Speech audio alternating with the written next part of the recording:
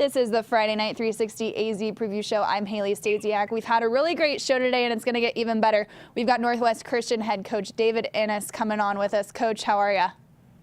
I'm doing fantastic. Thank you. Good. You're in your 9th season now with the Crusaders, been at Northwest Christian since 2010. What is special about this 2018 compared to your teams in years past? You know what? We're blessed with kids who just like to play hard. They want to work hard, and you know what? We feel that every year we just want to be in the hunt, and we feel we got a shot again this year. Your quarterback, Jonathan Metzgers, had an impressive season in 2017 as a sophomore. He had over 1,300 passing yards then. He's on pace to do that, maybe exceed that here in 2018. He's young, but how does he command that quarterback position? You know what? He's a kid that did not play quarterback until he was a freshman in high school. So his progression over the last couple of years has been amazing. Our quarterback coach, Bill Henderson, does a great job with him. But Metzke is a student of the game, and every week just works really, really hard to get better, and very, very intelligent, which is awesome because we do everything by hand signals. We don't huddle for anything. Mm-hmm. Aaron Van Hofwagen is your go-to guy on the ground. He was an impact player last year for you as well. How have you seen him develop from 2017 to 2018? Well, the biggest thing is his maturity. He's grown as a person, and it's fun to watch because he just has grown year after year. Comes from a solid family. He just has put in the work. Ran track last season, then we got it right into our summer program. And you know what? I'd love to run behind some of these big old linemen that we have, but he is really matured, and I just love where he's going and what he's going to do at the next level. You mentioned how he's matured as a person and as a player. This Northwest Christian community is pretty small. A lot of times these kids will come up through this school and you know them, you've seen them play Pop Warner football. How important is it to you to not only build these players up as athletes, but also as men? Well, we have a junior high program, so that's what's really nice for us. We have a 7th, 8th grade team. So, and again, senior night's crazy because you'll hear lifer after lifer that's been in our school. The kids have grown up in the program and watching Friday night. And it's just great to see these kids. It's tough. It's tough out there with the society's gotten tougher and tougher. So, we try to get these kids the best people around them. We've got a spiritual coach, FBA director. We formed our own leadership committee for our team, and it's been awesome. Each year, these kids they just keep bringing good stuff to the table, and we're never the most talented. We're just kids that want to play hard and get after it. And a lot of times you do play hard. I've seen you out there. In terms of, you're not only a head football coach, but you're also athletic director. What are your duties how do they coincide? How do you handle being head coach and then your duties as athletic director as well? Well, during football season, it's 7 days a week. So I get to school about 6:45. I leave here between anywhere from 8:30 to 10 o'clock. Wow. So you got to love what you do. And I've got a great group around me, but right now I'm setting up for JV game tonight. And you know what? You just got to make sure that you got good people helping, but you also got to you got to lay out and have a plan because, we play every sport here. Right now I got volleyball going. I got junior high sports going. I've got cross country and then football. But what's nice is from 3:15 till about 6 during the week, they know that we're on the practice field, and I've got my assistant athletic director, Coach James.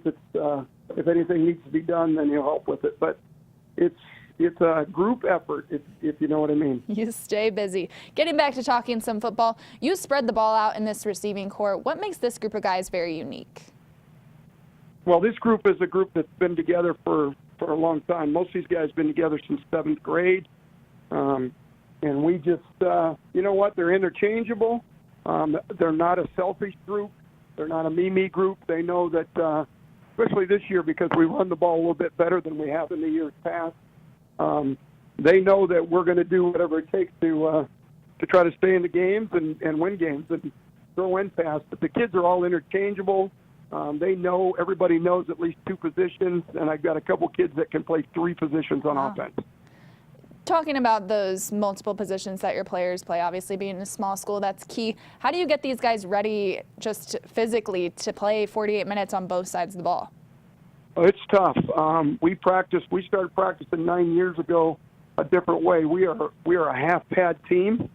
After we get out of camp, most every practice is just shoulder pads, and we thud a little bit, but we just got to be smart on keeping these guys fresh. But we've run the entire practice. If you watch us practice, everything's a fast-paced practice, and you know what? These kids are just warriors. And this year, what's nice is I've got some kids that come in and give some guys rest when needed.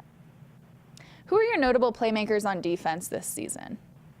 Our defense is led by Dustin Inness, my youngest, who knows the defense probably better than his dad.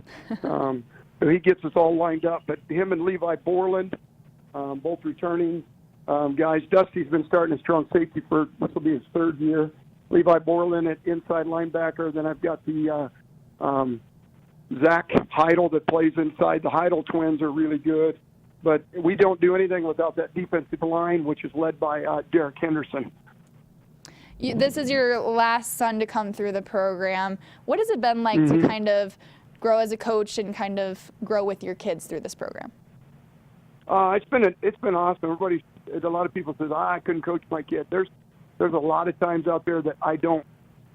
I know he's there, but I get on him just like everybody else. But this is, I think, my 30th or 31st year coaching high school football. And I'm blessed that I've got to coach my 2 boys and watch them grow up as not just football players, but leaders and, all the opportunities here at Northwest Christian. I had no idea that the kids could do this much on top of academic at a school. And, again, we're a school with 200 boys, and we've got 75 of them playing football, and we're just blessed. But it's been a blast coaching them. It's something I'll remember forever. Looking at this matchup with Valley Christian, what do you see here? I know when we talked before this, you said they look good on film and you're excited for this one. Yeah, that new coaching staff, and we love those guys over there at Valley. They're Northwest Christian just on the East Valley, just in the East Valley. But the new coach he's brought a ton of energy. We saw them over the summer a little bit in the passing tournaments. Kids are playing fast, free. They do a lot of stuff. They move around a ton. They can beat anybody on any given night. So they're well on their way. They're going to Valley will be. They should be a playoff team this year. And again, we better be on our A game to play with them this weekend. What are your keys to the game here? You know what? We just want to control the ball, play great defense, and try to hold on to it.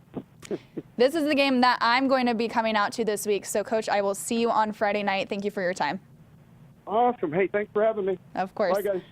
That was Bye-bye. Northwest Christian head coach David Inness. Always fun to chat with. Northwest Christian is a team that I try to get out to and see every year. They do have a lot of kids that are 100% into this program, and Coach Inness just is a great leader, a great coach, and you can tell that he puts in the effort to build up these guys as players and people.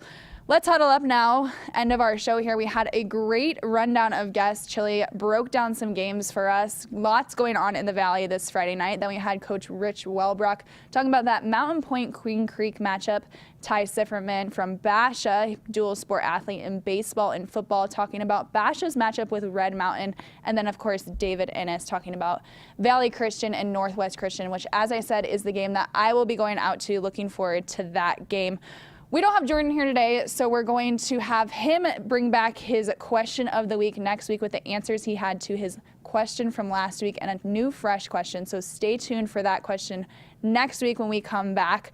As I said, I'm going to Northwest Christian, Valley Christian. Eric is going to South Mountain Camelback, and Jordan is still figuring out where he is going to go. He's finding lots of games to go to, lots to choose from there. Make sure you tune into AZ Audibles. That is up on sports360az.com. We're talking about the transfers that have become eligible and what we're looking forward to in the second half, as well as a little bit of Fitz magic there.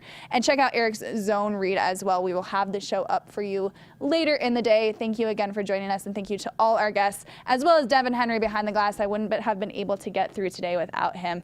Thank you for joining us. We'll see you next week.